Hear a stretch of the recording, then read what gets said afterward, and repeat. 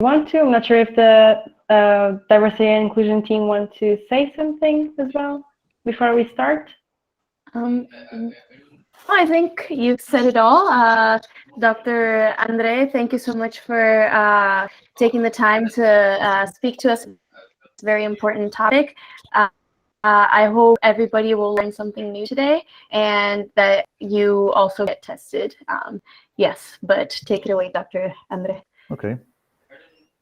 Thank you very much for your invitation. It's always a pleasure to give some general considerations to the general public, not only to students or patients or colleagues of mine, because breast cancer is really a very frequent and prevalent disease.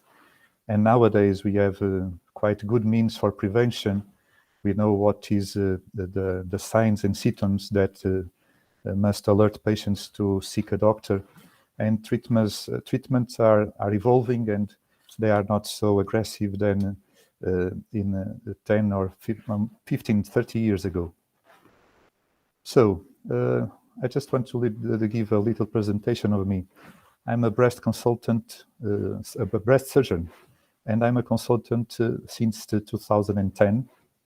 But during my formation, since 2006, I started to dedicate more time of my study and work to breast cancer and breast cancer surgery. So the screening, a lot of countries has screening that is paid by the government. And why is this important? Because as you can see, it is in the example of Portugal. There are about 5 million women in Portugal, and the incidence nowadays is about 7,000 new cases per year. That makes something about 8 women, 1 in 8 women that will have breast cancer until the end of their lives. And unfortunately, in this topic, Portuguese is a rich country, because like the States or United Kingdom or Sweden or Germany, we have the same incidence. 1 in 8 women will have breast cancer until the end of their lives.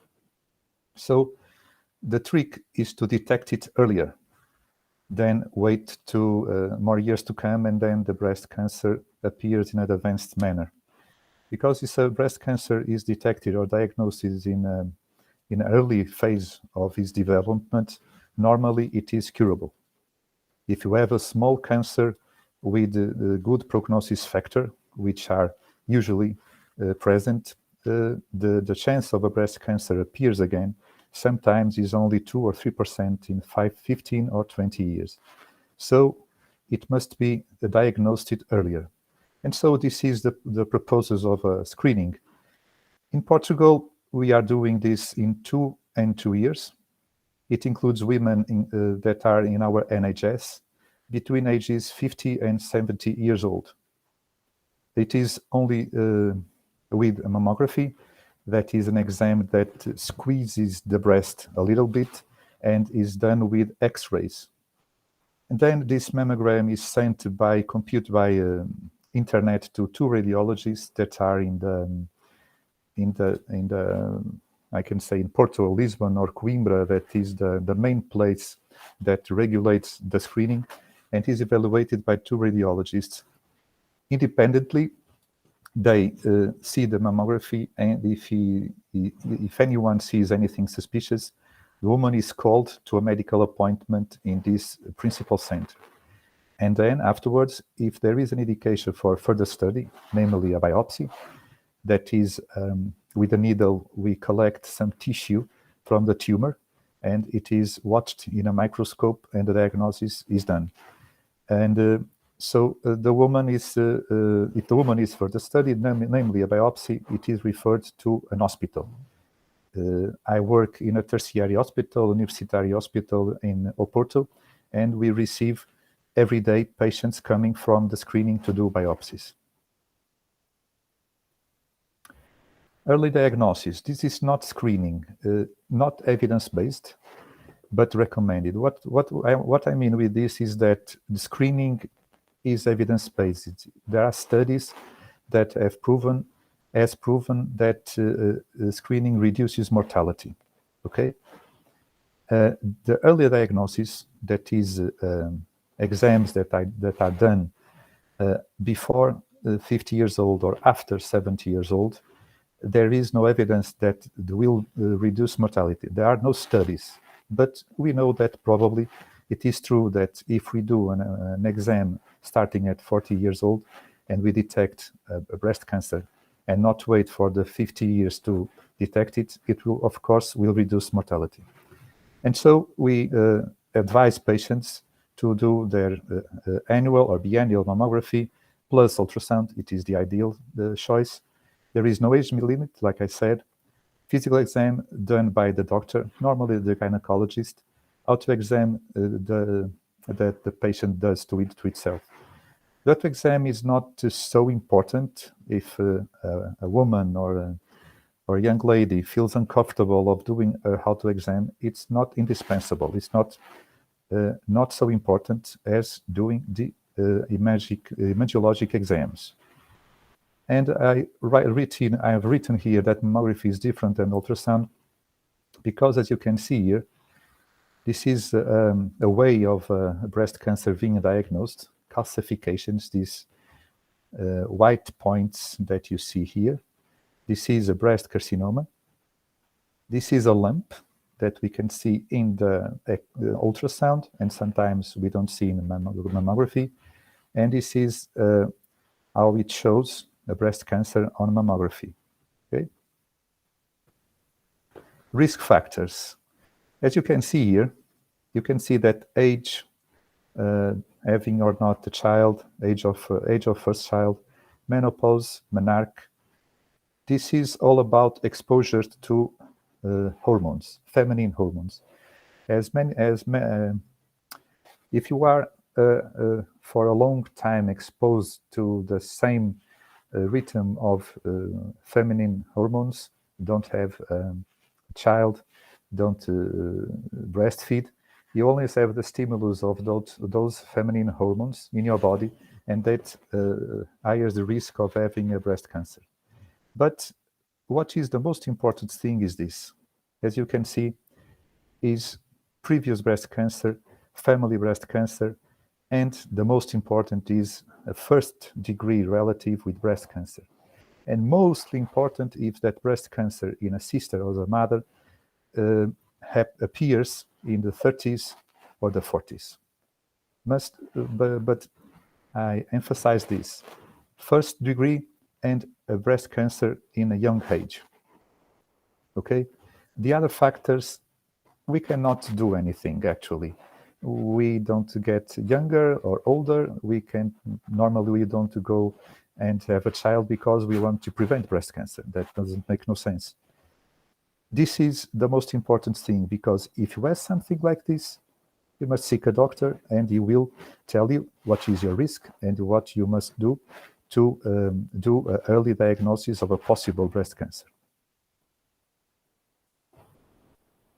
Risk of contralateral breast cancer, this is a subject that has a lot of discussion since Angelina Jolie did a bilateral mastectomy. That's to say she took out her two breasts and did a reconstruction with plastic surgery.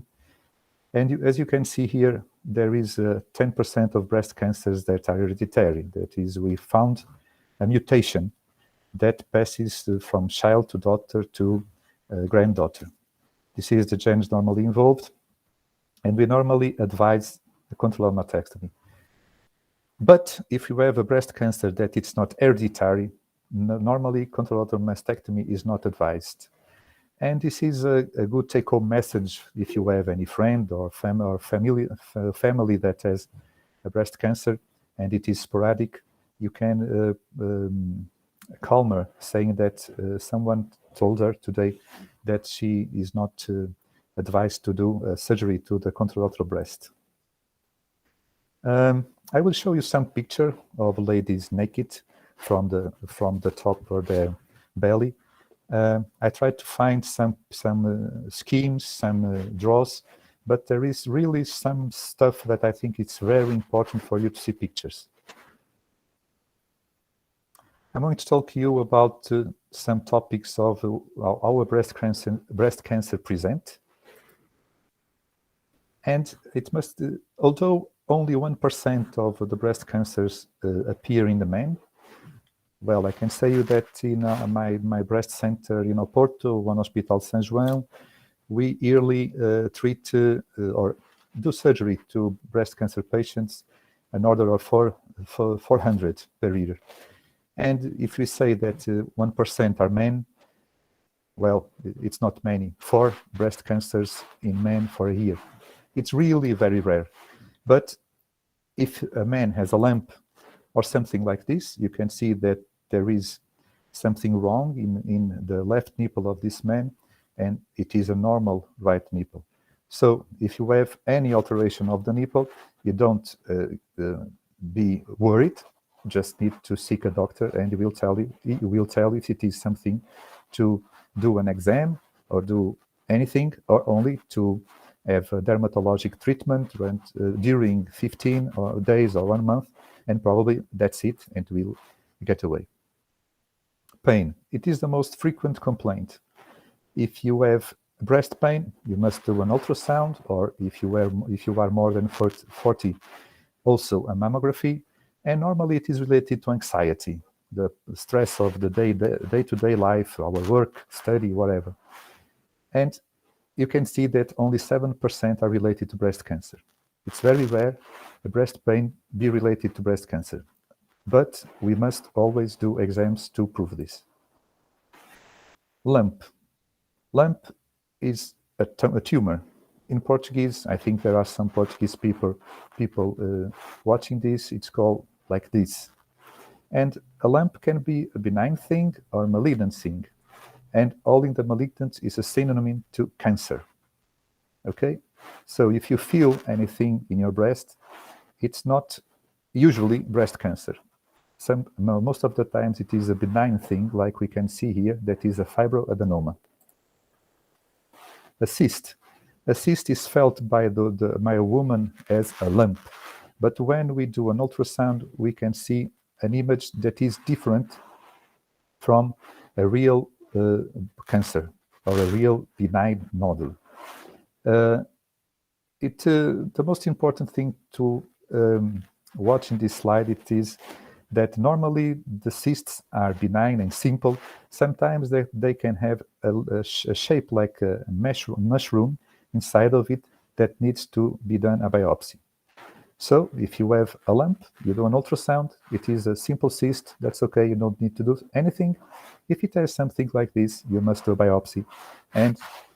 But also this is usually a benign thing, not malignant. Inflammation in the breast is called mastitis. It's a breast infection without abscess. If it has an abscess, usually it is done a percutaneous drainage with a needle. But here's the most important message. This is a red breast. We have an inflammation. We have in the skin, if you have an inflammation by the sun, in the summer, it gets red. But if you have a red breast, it is normally really the most frequent thing is to be a mastitis, but you must seek a doctor opinion to prove that it is not an inflammatory breast cancer. Okay? Nipple discharge.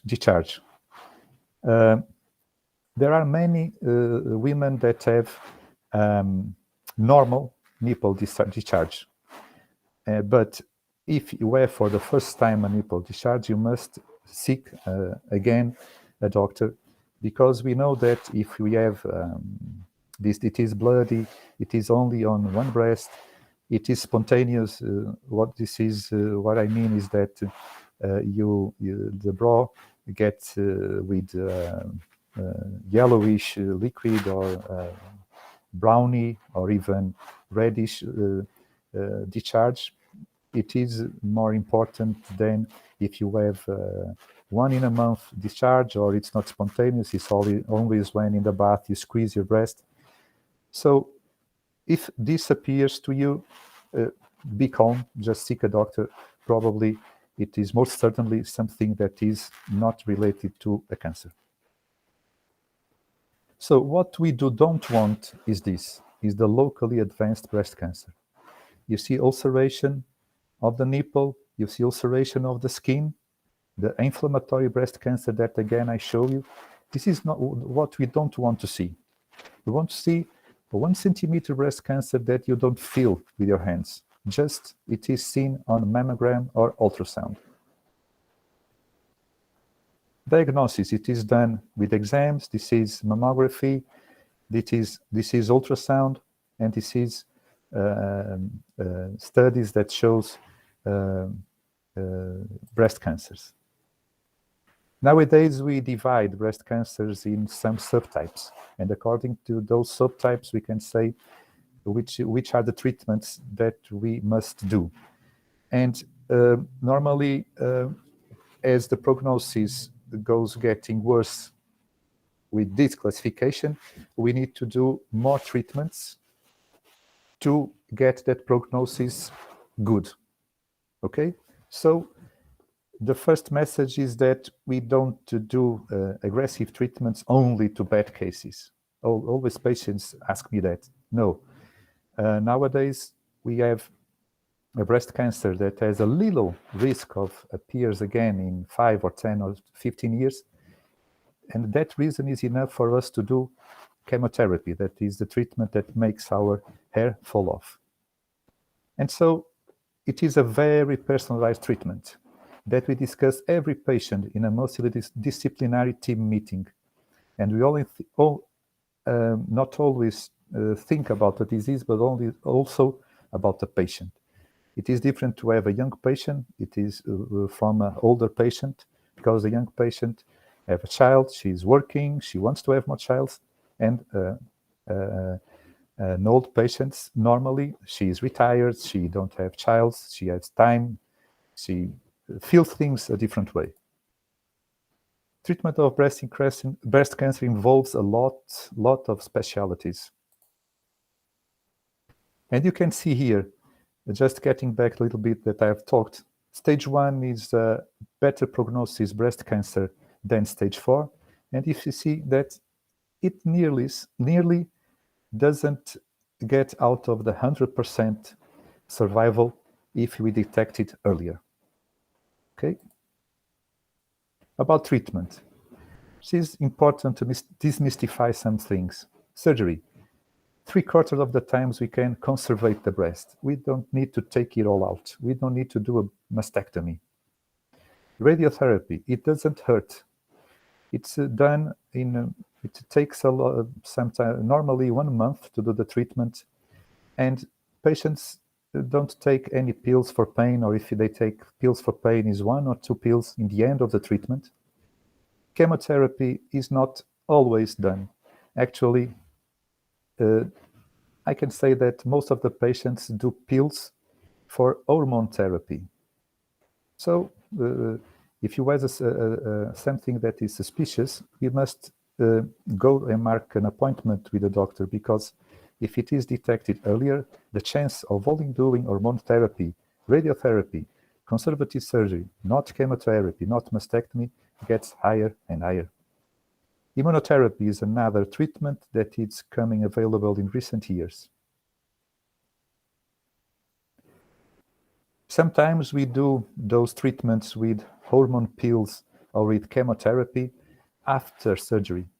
And sometimes in old, frail ladies, we can do these hormone pills for a lot of time. And I show you the picture of the 2 ladies that I've showed you earlier with advanced breast cancer that ulcerate the skin. And after 1 or 2 years of pills, of hormone therapy, the tumor almost disappears. As you can see in mammography, this is a breast cancer, and after 2 years of treatment, it gets minor. The same as chemotherapy done before surgery. This is a big breast cancer. The lady did chemotherapy and gets like this. And like this, we would need a mastectomy. Like this, we can preserve the breast and do a conservative surgery.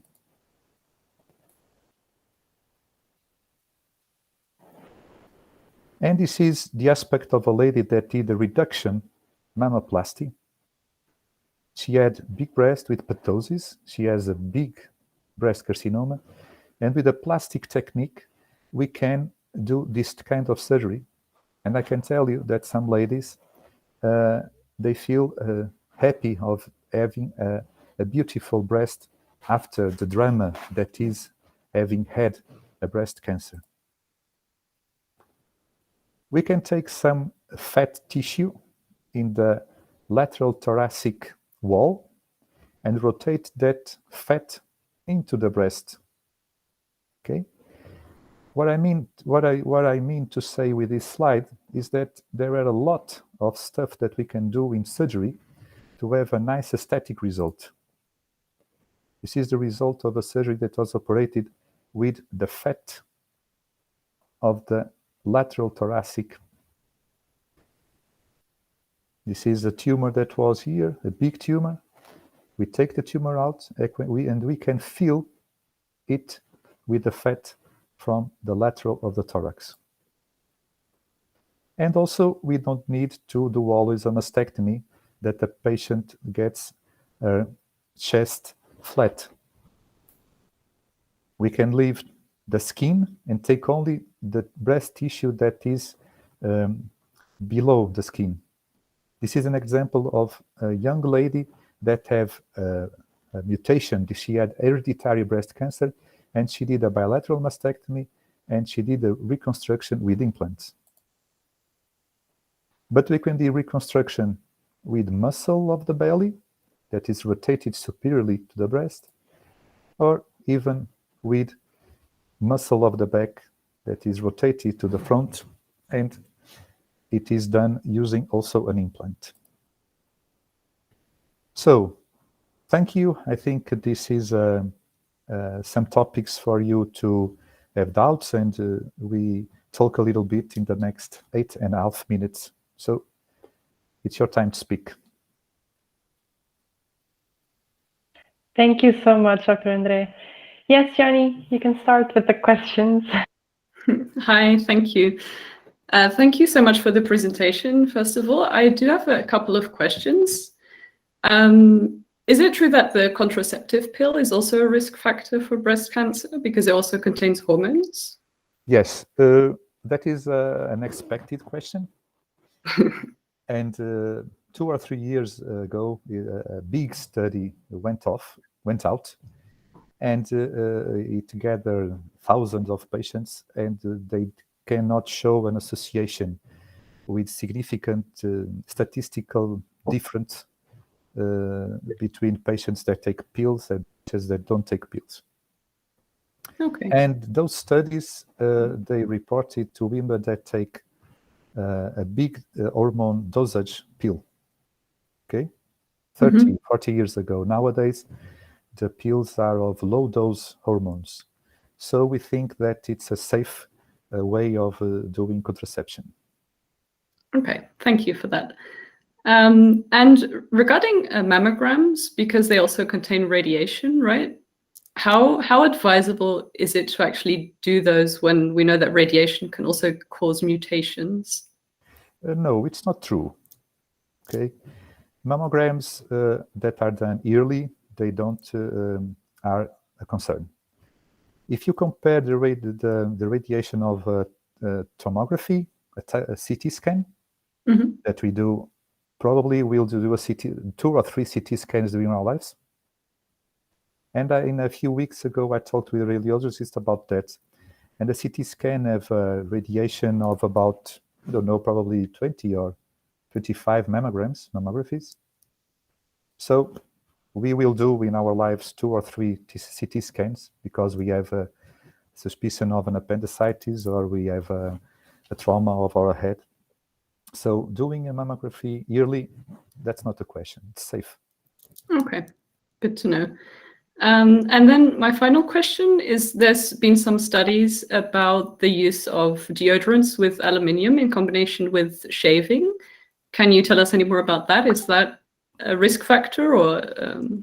In a child, if you have a child, until she's older, probably this makes some sense because the aluminium always also have some complications with our glands of sweat. and our glands that lubricate our skin. And this is the most important thing about the products that have aluminium. But related to breast cancer, no, that should not be an issue. Okay, thank you so much. That was it.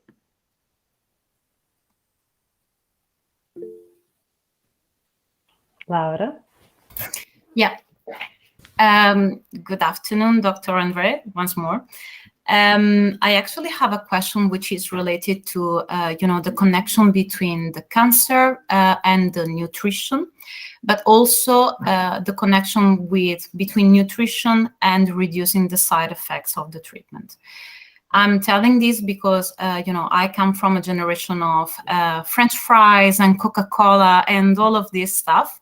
I wasn't that lucky when I got sick, because unfortunately I got sick. I wasn't that lucky, to have an early detection. I wasn't that lucky to have a conservative approach. I wasn't that lucky to not to have, chemo. But I was lucky enough to reduce drastically the side effects from chemo, because I started to investigate a little bit more on nutrition aspects and having a healthy diet. But I also know that scientifically we do not, have this kind of connection already. So I would like to listen a bit more about that. Okay, as far as I'm concerned, obesity and lack of physical exercise are the two only stuff that is statistically ligated with the risk of breast cancer or the risk of having a relapse.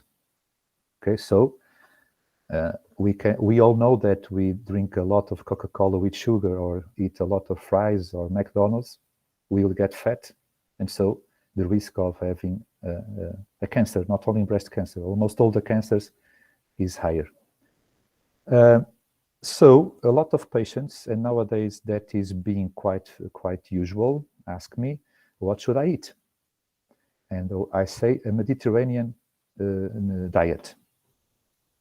Meat, fish, potatoes, rice, lettuce, soup, fruit. Okay, it's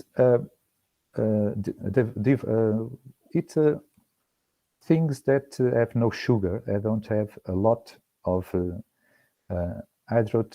carbohydrates, like potatoes, like rice. Recently, in a meeting that I've attended in March, it was said that women after having breast cancer can drink until 2 measures of alcohol by day. That is to say, you can drink 2 glasses of wine of 10 or 15 deciliters. Okay, that was something that some ladies like to do, and it was forbidden, and now it is something that is allowed. About the specific products of the nutrition, as far as I'm concerned, I repeat, I think that is not anything statistically proven, but I myself do take omega-3.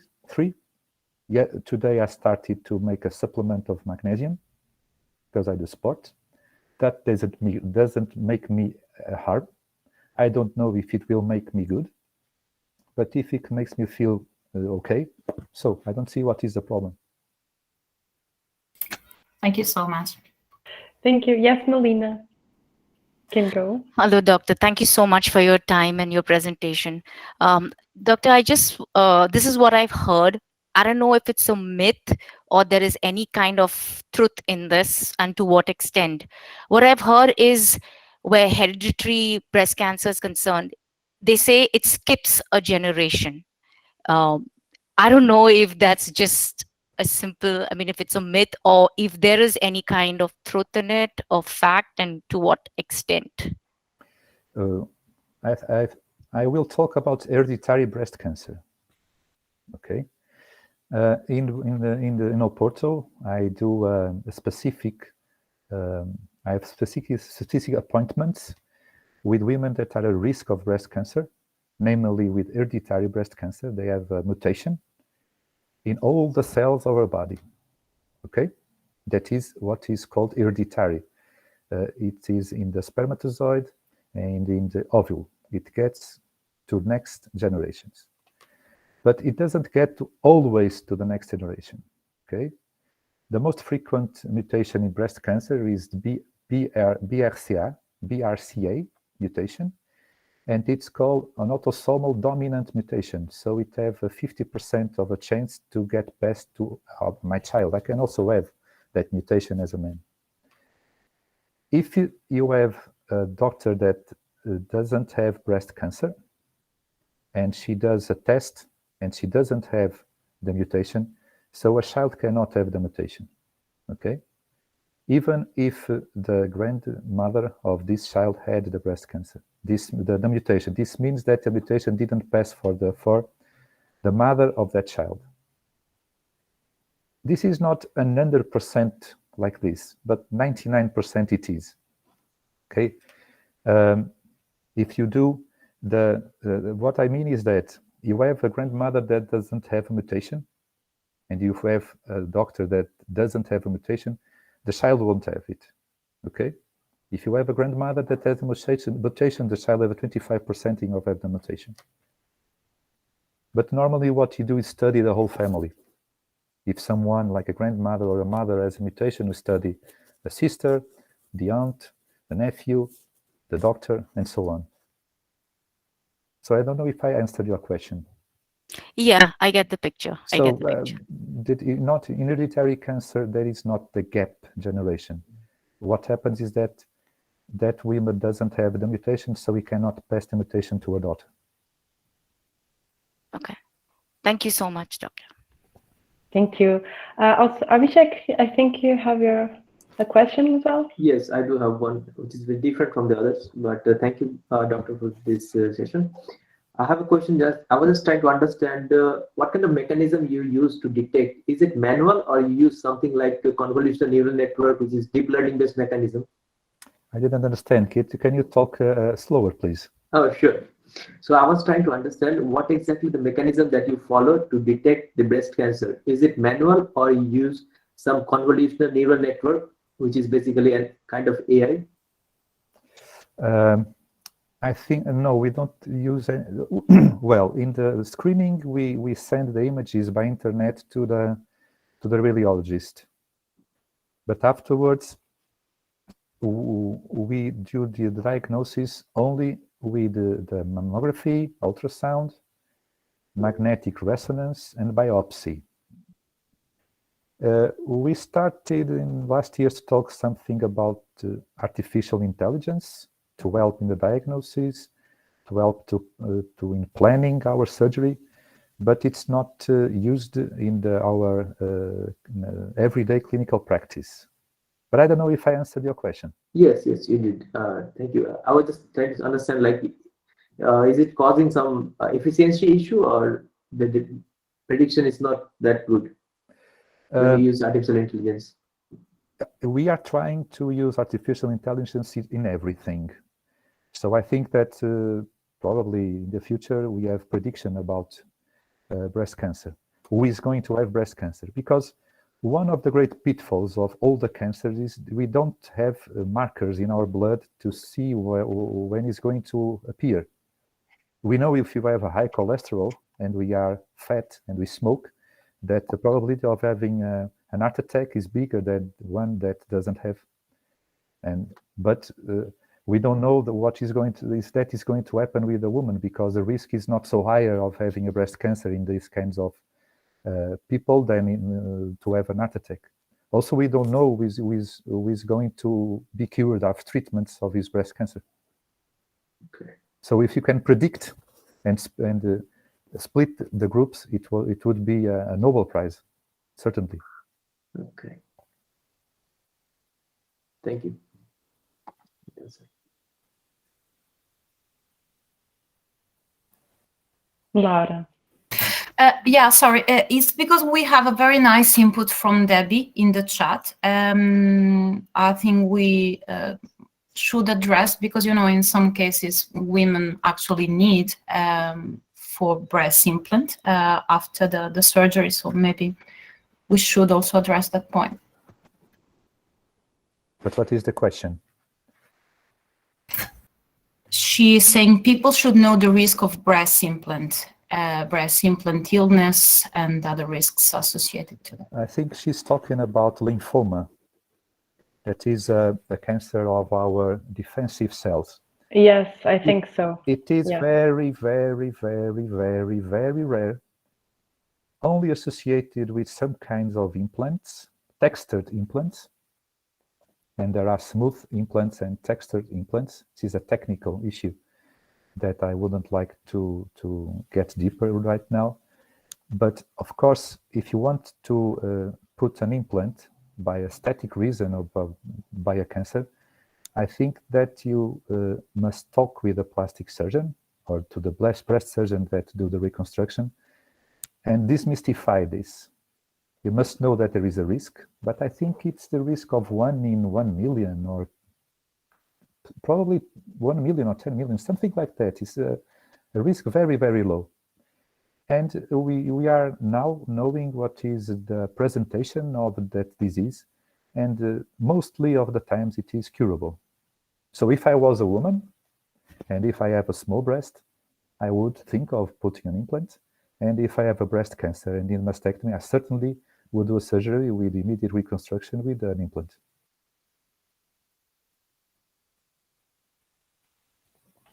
Thank you so much for your input, Doctor. Not sure if we have any other questions. Alessandra, yes. Hi, could you please refresh our memories on how to do the monthly self-test? You must do it in a specific day of your menstrual cycle. Normally, the women choose the first day of the I don't know how the menstruation. I think it's how you say in English. Yes. Period menstruation.